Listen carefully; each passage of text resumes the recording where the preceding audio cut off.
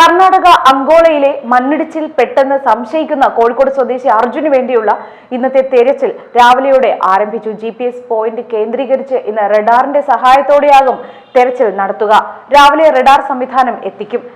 SDRFന്റെ 2 സംഘങ്ങൾ എത്തിയാണ് തെരച്ചിൽ നടത്തുന്നത്. പ്രദേശത്ത് മഴ പെയ്യുന്നത് രക്ഷാപ്രവർത്തനത്തിന് വെല്ലുവിളിയാകുന്നുണ്ട് എന്നാണ് റിപ്പോർട്ടുകൾ സൂചിപ്പിക്കുന്നത്.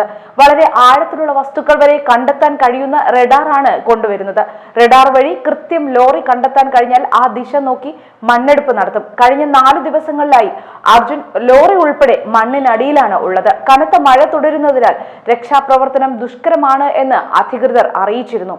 അങ്കോളയിലെ മണ്ണിടിച്ചിലിൽ കാണാതായ കോഴിക്കോട് സ്വദേശി അർജുൻ ഉൾപ്പെടെയുള്ളവരെ രക്ഷപ്പെടുത്തുന്നതിൽ സർക്കാർ കാലതാമസം വരുത്തുന്നുവെന്ന് BJP ആരോപിച്ചു.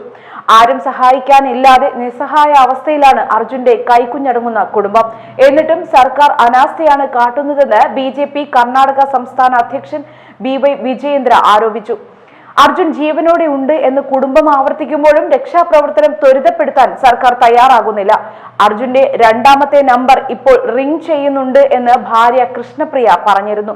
എന്നാൽ പിന്നീട് വിളിച്ചപ്പോൾ നമ്പർ സ്വിച്ച് ഓഫ് ആവുകയായിരുന്നു. രക്ഷാപ്രവർത്തനം കാര്യക്ഷമമല്ല എന്ന് ഇതിനോടകം കുടുംബവും ആരോപിച്ചിട്ടുണ്ട്. ഇതുവരെ മുഖ്യമന്ത്രി സിദ്ധരാമയ്യ ഈ വിഷയത്തിൽ പ്രതികരിച്ചിട്ടില്ല. ഇപ്പോൾ അർജുന്റെ കുടുംബം സർക്കാരിനെതിരെ രംഗത്ത് വന്നതോടെ മാത്രമാണ് തെരച്ചിൽ ഊർജിതമാക്കാൻ സർക്കാർ ജില്ലാ ഭരണകൂടത്തോട് ആവശ്യപ്പെട്ടിരിക്കുന്നത്. മനുഷ്യജീവന് മണ്ണിന്റെ വില പോലും സിദ്ധരാമയ്യ കൽപ്പിച്ചിട്ടില്ല എന്നും അദ്ദേഹം കുറ്റപ്പെടുത്തി. കർണാടക സർക്കാർ കേരളത്തോട് വിദ്വേഷപൂർണമായ നിലപാടാണ് സ്വീകരിക്കുന്നത്. മണ്ണിനടിയിൽ പെട്ടുപോയ വാഹനത്തെയും അതിൽ പെട്ടുപോയവരെ സംരക്ഷിക്കാൻ കർണാടക സർക്കാരിനോട് ആവർത്തിച്ചിട്ടും അവർ ഒരു നടപടിയും സ്വീകരിച്ചില്ല. സർക്കാരിന്റെ ഭാഗത്തു നിന്നുണ്ടായത് വൻ വീഴ്ചയാണ്.